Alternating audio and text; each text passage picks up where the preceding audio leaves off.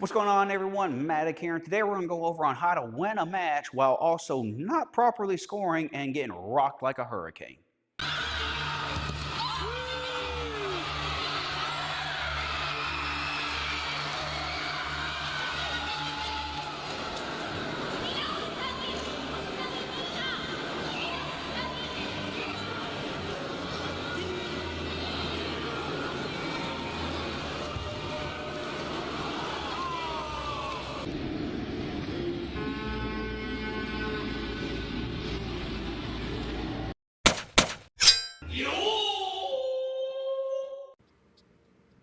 Viewer discretion is advised. There's going to be lots of swearing involved because, let's be honest, there's a lot of stupid people out in the world. And I may be a good person, but I never claim to be a nice one. Now, despite the girl doing those two things, not properly guarding, getting knocked out, and not managing the score, she should not have won that match. Why is that? Simple. It's a rule within WKF called Mubolbi. Mubolbi is simply doing something in such a manner that is dangerous to yourself. In this case, not keeping their hand up, and that resulting in a knockout of yourself. For those that are able to go back to the 2020 Japan Olympics,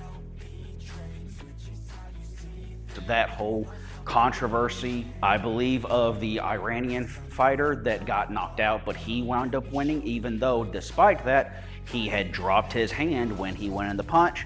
Again, got kicked in the face, but he was awarded the victory instead when he really shouldn't. That is a penalty called Mubolbi, which means you're not protecting yourself. You are doing things that put yourself in danger. And in this video, this is another classic case of Mubolbi happening. How do I know? Because the exact same thing happened to me in one of my last matches that I had. I went in, threw a laser reverse punch. I actually leaned into where the kick was coming, got hit, got knocked out. I was told by the ref not to get up. But I got disqualified mostly because, one, a Mubolbi, which was appropriate when I actually think about it, and I do agree with the decision. What I don't agree with is, as part of the rules for WKF, you have 10 seconds to get up off the floor. Again, the ref that was at my match told me not to get up, but I was disqualified because I did not get up within 10 seconds. Could I have argued that ruling? Possibly. However, one, it would have taken time, would have taken money, and I'm going to be honest, after I was knocked out, I was not in shape to perform adequately for any additional matches. And I'm pretty sure that the person that wound up beating me lost his very next match anyway, so it didn't much matter. But I hate that within the last few years that these types of calls are just being blatantly used for whatever reason. I don't understand why.